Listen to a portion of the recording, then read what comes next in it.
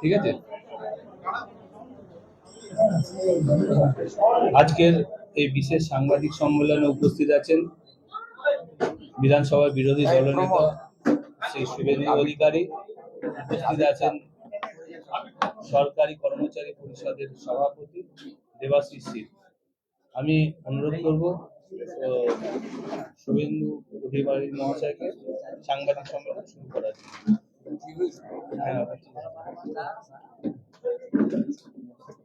আমি চালু করে দিয়েছিলাম, অফ করে দিলাম।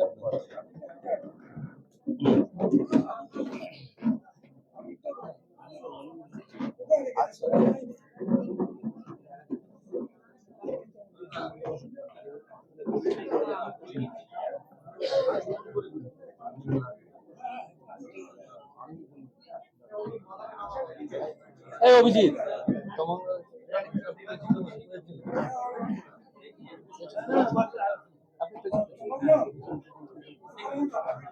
সাজিয়ে রাখার জন্য বলেছি।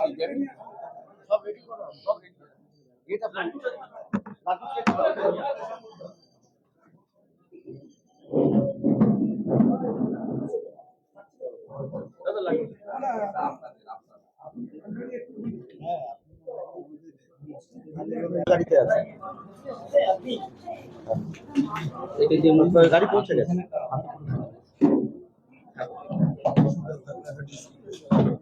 শুভ বিকাল। আপনারা জানেন যে আজকে জাতীয়তাবাদী রাষ্ট্রবাদী জনগণের একটি সুবিশাল তিরঙ্গা যাত্রা কলেজ স্কোয়ার থেকে খানিক পরে শুরু হবে, যা শ্যামবাজার 5 মাথার মোড় পর্যন্ত যাবে। এই কর্মচারীদের ন্যায্য অধিকার বিয়ে সংক্রান্ত বিষয়ে আমি আমার বক্তব্য বা আমার মন্তব্য লিখেছি। ভারতীয় জনতা পার্টির পশ্চিমবঙ্গ প্রদেশের সহযোগী একটি সংগঠন কর্মচারী পরিষদ।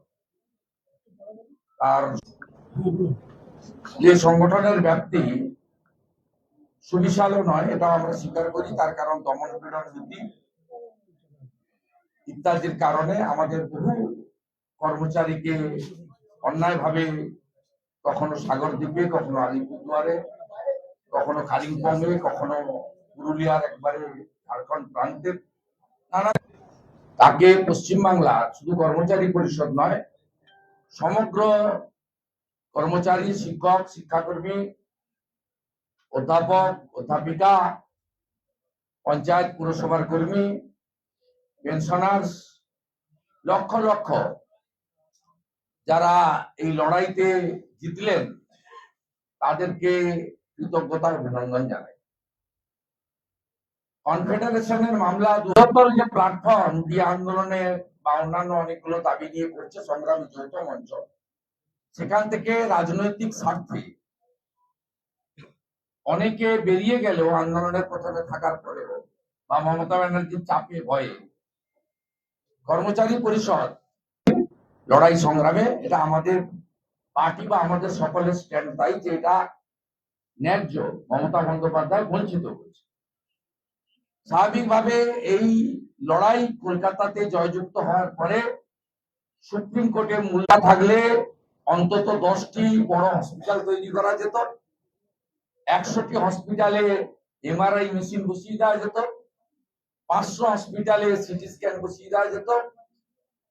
এই টাকা থাকলে অন্তত নতুন 200টি স্কুল বিল্ডিং পারে না। কখনো বলেছেন পঞ্চম অর্থ কমিশনের যে 19 সালে রিপোর্ট গ্রহণ এবং 20তে 1 জানুয়ারি থেকে কার্যকর হয়েছে, ভারতীয় জনতা পার্টি 2019-এ 18টা সিট জেতার জন্য। ভারতীয় জনতা পার্টিকে যদি পশ্চিমবঙ্গে সেদিন মানুষ 18টা সিট না জেতাতো,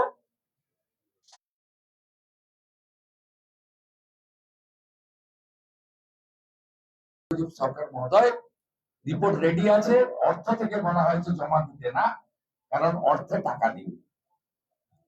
তারপরে অভিরূপ সরকারকে ডাকা হয়। জনতা পার্টিরও সেদিন ক্রেডিট, পশ্চিমবাংলার জনগণের ক্রেডিট। তারা যদি সেদিন ভারতীয় জনতা পার্টিকে 18টা বিধানসভার ফ্লোর, সাংবাদিক সম্মেলন, প্রশাসনিক মিটিং এ বলেছেন এটা অধিকার নয়, যেদিন টাকা হবে আমি দেব। কর্মচারী পরিষদ সর্বোপরি বৃহত্তর মঞ্চ সংগ্রামী যৌথ মঞ্চ লাগাতার আন্দোলন করেছেন। আমরা সেই আন্দোলনে রাজনৈতিক সীমাবদ্ধতাকে ফেলে রেখে আমরা বামেদের মতো নই, সেটিং অপোজিশন নই। আমরা বারে বারে যেখানে গেছি, কখনো আমি বক্তব্য রাখছি, সুজন চক্রবর্তীরা, যদিও তারা এখন সংগ্রামী যৌথ মঞ্চে নেই বলে আমি শুনেছি, নিচে দাঁড়িয়ে আমি নামার পরে উঠেছি।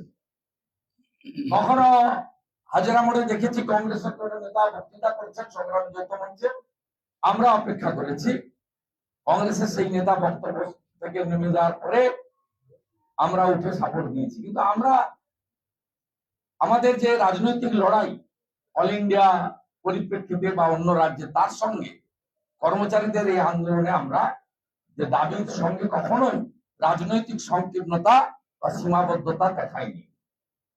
এবং আমাদের কর্মচারী পরিষদকে আমাদের রাজ্যের সমস্ত প্রথম সারির নেতারা রাজ্য কমিটি থেকে পুরো একদম কমপ্লিট গ্রিন সিগন্যাল দেওয়া হয়েছে। বলা হয়েছিল যে আপনারা এই লড়াইতে, অধিকার আদায়ের লড়াইতে আপনারা লড়াই করুন, কোন রাজনৈতিক স্বার্থ আমাদের নেই। স্বাভাবিকভাবে সংগ্রামী যৌথ মঞ্চে অনেকগুলি কর্মসূচিতে আমরা থেকেছি। শহীদ মিনারের ময়দানে, আর্মির জায়গায় তারাও অবস্থান লাগাতার করেছেন। এবং তারপরে প্রথমে 3% চিরকুটে লিখে নিয়ে গিয়ে তারপরে আস্তে আস্তে বাড়তে বাড়তে 14% পর্যন্ত, 14% পর্যন্ত শেষ বাজেটে ঘোষণা করে দিতে বাধ্য হয়েছে। আমরা দুটো কারণে আজকে অত্যন্ত খুশি। মুখ্যমন্ত্রী সর্বোচ্চ আদালত আমার কাছে হেরে তিনি মুখ্যমন্ত্রী হতেন, তিনি দল চালাতেন, পরামর্শদাতা হিসেবে থাকতেন। এই মুখ্যমন্ত্রীর দোকান কাটা সবাই জানে। অর্থাৎ স্বাভাবিকভাবে এর কোনো নীতি নৈতিকতা নেই। তাই আজকে সুপ্রিম কোর্ট সবচেয়ে এই মুখ্যমন্ত্রীকে আইনি পথে আজকে শিক্ষা দিয়েছেন যে আপনি এতদিন ঘেউ ঘেউ থেকে শুরু করে যে কথাগুলো বলেছেন ডিএ সংক্রান্ত, আমরা অনুমোদন করি না, এটা বেআইনি কথা। এই কথার সঙ্গে ভারতবর্ষের সুপ্রিম কোর্ট একমত নয়। এটা একটা বড় জয়। কত পার্সেন্টেজ দিয়েছেন, পরে কত পার্সেন্টেজ পাবো, ক্যালকুলেশন তো আলাদা। কিন্তু প্রথম হচ্ছে কর্মচারীদের আইনজীবী শ্রী স্বরাজ মহোদয়া তার অফিস সুপ্রিম কোর্টে প্রচন্ড হেল্প করেছেন। আমাদের কলকাতা হাইকোর্টের গুড্ডু সিং বলে একজন লয়ার, তিনি শতাধিক বার সুপ্রিম কোর্টে গেছেন। এবং সর্বোপরি লাস্ট কয়েকটা hearing by the state BJP, West Bengal state BJP. Naturally এই লড়াইতে আমরা অত্যন্ত খুশি। এবং আমরা যে কথা বাইরে সবসময় বলেছি, আপনাদের সামনে সভা সমিতিতে, মিছিল মিটিং এ, বিধানসভার অভ্যন্তরে, নানা আলোচনাতে, যে 2 লক্ষ কোটি টাকা নির্দেশ স্টেট গভর্নমেন্ট ওন, রাজ্য সরকার নিজেই আজকে বলে দিয়েছে যে আমরা অর্থনৈতিক ভাবে দেউলিয়া। সেই কারণে 2,15,00,000 বেকার, সেই কারণে রাস্তাঘাট হয় না, সেই কারণে নতুন সেতু হয় না, সেই কারণে হসপিটাল গুলো উন্নত হয় না, সেই কারণে লক্ষ লক্ষ রোগীকে প্রত্যেক মাসে পশ্চিমবঙ্গ ছেড়ে দক্ষিণ ভারতে যেতে হয়। সেই কারণে আজকে পশ্চিমবঙ্গে একটা অন্য লয়ারদের সাথে সাথে কর্মচারী পরিষদ, পিএস পাটিওয়ালা এবং আরো যাকে যাকে দরকার সাথে নিয়ে সর্বোচ্চ আইনি লড়াইতে তাদের সর্বোচ্চ শক্তি প্রয়োগ করে, যুক্তি তর্ক বিচার বিশ্লেষণ করে আমরা মহামান্য সুপ্রিম কোর্টের বিচারপতিদ্বয়ের কাছে আমাদের দাবি যা অনেকটাই পূরণ হলো, বাকিটাও আমরা আদায় করে দিতে পারবো। 100% কেন্দ্রীয় হারে মহার্ঘ ভাতা দেওয়া এবং এরিয়ার দেওয়া 7th পে কমিশন কার্যকর করা এবং 15 সাল থেকে এরিয়ার দেওয়ার বিষয়ে আমরা দাবি রাখবো। সাথে সাথে সংগ্রামী যৌথ মঞ্চের যে 3টে দাবি আছে, যার শরিক কর্মচারী পরিষদ, 2টো দাবি নিয়ে আমাদের সম্পূর্ণ সমর্থন আছে। আমি যদি আশা কর্মী 10,000 পায়, অন্য রাজ্যে যদি আইসিডিএস কর্মী 15,000 পায়, অন্য রাজ্যে যদি পার্ট টাইমাররা 40,000 টাকা পায়।